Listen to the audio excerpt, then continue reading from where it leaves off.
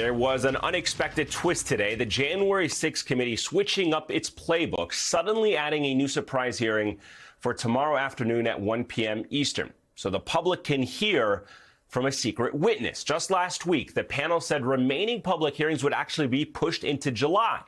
But late this afternoon, the committee said this new hearing will focus on, quote, recently obtained evidence and receive witness testimony.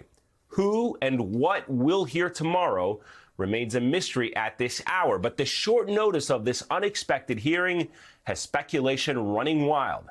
We also learned today that the Justice Department has been focusing on John Eastman. He is, of course, the Trump-allied lawyer who has become a central figure in the January 6th committee's investigation. In a court filing, Eastman says that a federal agent executed a search warrant and seized his iPhone in New Mexico last week.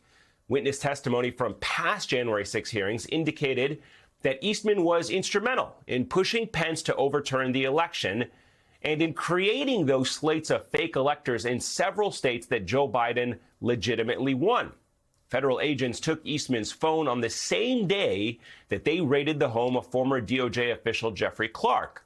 Of course, you may recall he was central to Trump's efforts to coerce justice officials into backing false claims of election fraud. Now, meanwhile, the nation is still reacting to the Supreme Court's decision Friday to end constitutional protection for abortion. Protests were held across the nation all weekend long, even as more restrictions on the procedure go into effect. And as of tonight, as of right now, abortion is now banned in at least 7 states. And this morning, Mississippi's Attorney General officially certified that his state's trigger law, making abortions there illegal in just 10 days. In South Carolina, a fetal heartbeat law went into effect, limiting the procedure once a heartbeat is detected. That's usually after about 6 weeks. Now, governors in states where abortions will remain legal say that they are ready to provide a safe haven for women seeking abortion care. We already saw 10,000 last year to exercise their reproductive rights, and we've been preparing for this.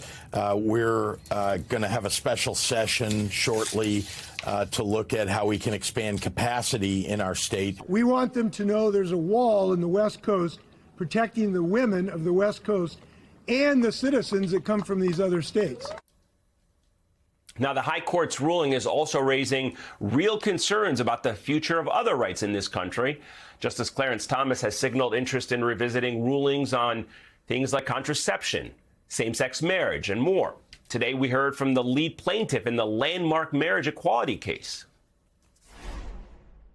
A target has been painted on the back of marriage equality, on the back of our ability to enjoy intimate relations with another person in our home, in the privacy of our home, and not have that be criminalized.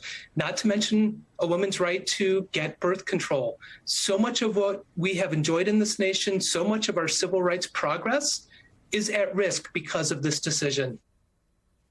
And this weekend, Senate Democrats wrote to President Biden, urging him to take immediate and bold action to protect abortion access in this country. And late today, the vice president was asked about that. We will do everything within our power as an administration through the executive branch to ensure that women have access to the medication they need and that they will have freedom of travel and that travel should be unrestricted. Can the administration expand abortion access or abortion services on federal land, meaning provide the access on federal land that might be in and around states that ban abortion? It's not right now what we are discussing. As the Biden White House and Democrats consider their next moves, new polling finds continued support for the right to choose in this country. A new NPR Marist poll has found a majority of Americans, 56%, say that they are opposed to last week's Supreme Court decision. 40% say they support it. And there is another developing story that we are following tonight, a tragic one. 46 people are dead, found in a big rig in San Antonio, Texas. The state's governor, Greg Abbott, saying the truck was transporting migrants on a 101-degree day.